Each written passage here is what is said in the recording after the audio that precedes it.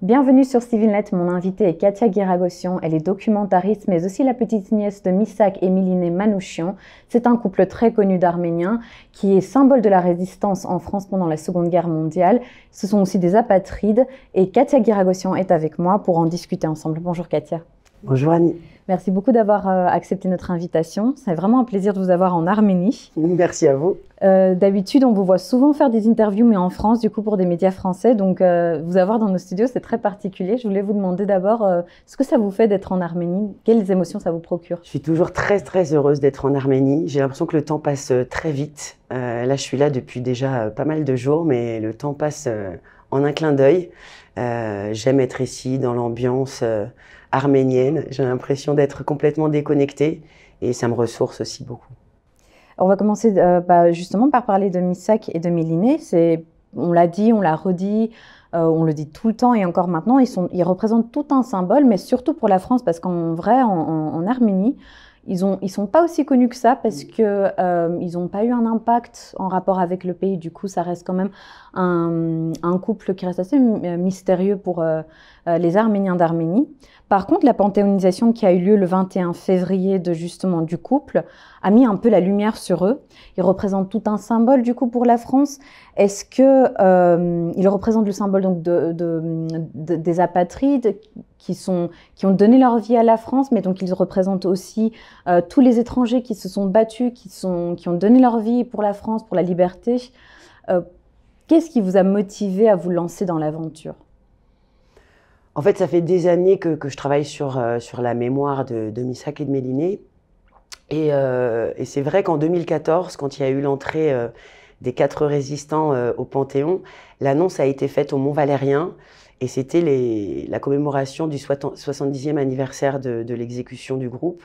Donc on s'attendait un peu à ce que Missak fasse partie des résistants qui entraient au Panthéon. Ça n'a pas été le cas. Et même si on était très heureux pour les 4 qui méritaient très largement leur entrée au Panthéon, il y avait une pointe de déception. Donc à partir de là, et déjà même en amont, il y a eu beaucoup de gens de l'ombre qui ont œuvré pour l'entrée de Missak au Panthéon. Et puis les années passaient, il y avait toujours cette envie-là. Et en 2021, j'ai été approchée par Jean-Pierre Sakoun, qui est président de l'association Unité Laïque, qui m'a dit « Katia, voilà, on s'apprête à former un comité restreint pour l'Élysée et on voudrait que tu en fasses partie, évidemment, compte tenu de ton engagement, pour l'entrée au Panthéon de Missak ». Donc je me suis évidemment joint à eux. Et puis j'ai tout de suite, quand j'ai rencontré les gens de l'Élysée, ils m'ont dit « Est-ce qu'il y a un point bloquant ?» Je dis non, évidemment, il y a aucun point bloquant, si ce n'est que si Missak entre au Panthéon, j'aimerais qu'il soit accompagné de Miliné.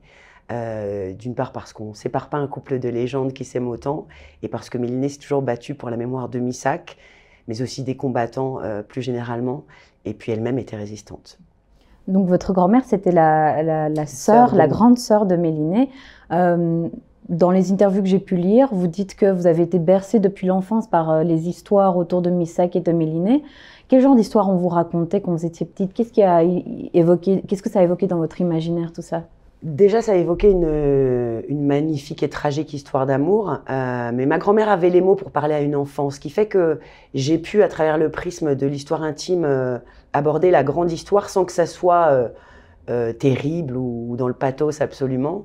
Et puis elle me racontait aussi des anecdotes, par exemple Miliné qui se retrouve avec toutes les armes après une action dans son sac, et puis d'un seul coup il y a la police partout, devant, derrière, et elle a la présence d'esprit incroyable, cette fulgurance de dire moi j'ai des armes, moi j'ai des grenades, et ils lui disent allez passe la folle. Voilà, ce genre d'anecdotes. Et je me disais, ouais, enfin, quand j'étais petite, je me disais mais c'est insensé, enfin quelle force mentale elle avait, voilà. Mais donc du coup, ces personnes-là, que ce soit Missak, Miliné, même d'autres résistants de l'époque, pour moi, ça en dit beaucoup sur aussi la société dans laquelle on vit maintenant. On fait face, l'Arménie est un pays qui est dans une situation sécuritaire assez compliquée, où on ne sait pas si demain il y aura une guerre, et il semble aussi, et puis il y a plein de guerres aussi qui ont lieu dans le monde là en ce moment. On parle d'Israël-Palestine, contre les Palestiniens, on peut le dire.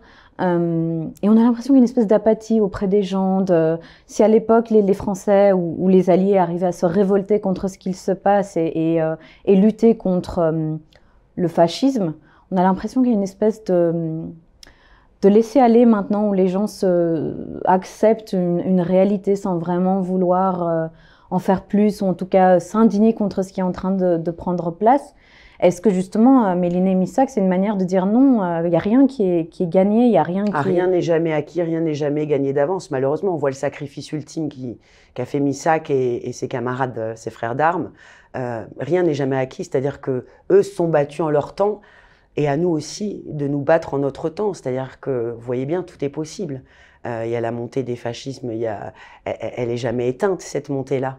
La montée de la xénophobie non plus, parce qu'on sait très bien qu'en période de crise, évidemment, ça cristallise toute cette haine, en fait, l'étranger, l'autre. Donc, bien sûr, à nous aussi de nous battre.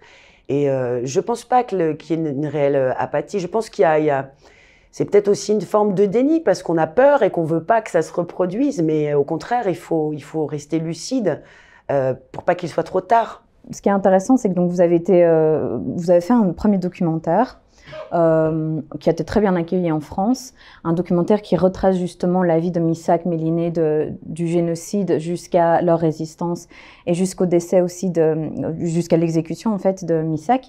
C'est un documentaire qui a eu beaucoup de succès, et pourtant on vous retrouve en Arménie pour une autre raison, donc qui est encore liée aux archives. C'est-à-dire que moi je continue, les recherches elles sont pas finies, et à un moment donné pour le documentaire, comme c'est le premier, comme vous le dites, moi ma peur c'est que j'avais trouvé tellement de choses, mais mon film fait 52 minutes. C'est le temps standard pour un documentaire sur une chaîne française. Et à un moment donné, je me suis dit, c'est ton premier, attention, prends garde, tu ne pourras pas aborder tous les sujets. Il y a plein de choses, ça va être très difficile, puisque voilà, choisir, c'est renoncer. Et il m'a fallu renoncer à beaucoup de choses, ça a été très difficile pour moi. Et je me suis dit, bon, arrête tes recherches, parce que sinon, tu vas crouler et tu vas plus savoir, ta ligne directrice, tu vas la perdre de vue. Voilà. Donc j'ai dû m'arrêter. Mais mes recherches, elles ont commencé il y a très longtemps, et elles sont loin d'être terminées pour Missac, mais aussi pour Mélinée, puisque moi j'ai les deux aspects qui m'intéressent beaucoup. Et ce que les gens savent peu, en tout cas en France, c'est que Mélinée a vécu 18 ans ici. Donc forcément, il y a des choses, voilà. Donc vous avez été récemment dans les archives du Musée d'art et de littérature. Musée d'art et de littérature, l'équipe a été formidable, Susanna la directrice, Ophélia, Karine, toute l'équipe vraiment été très, très aidante. Et je vous encourage du reste à vous rendre au Musée d'art et de littérature qui a des trésors. Également, je suis allée aux archives nationales, où j'ai une jeune femme, Ashganouch, pareil, qui m'a beaucoup aidée, aux archives cinématographiques. Enfin, il y a énormément de lieux au musée de Mère Arménie. Il y a beaucoup de lieux où il y a beaucoup de choses, et puis il y a encore peut-être d'autres lieux que j'ignore encore. Donc la quête continue.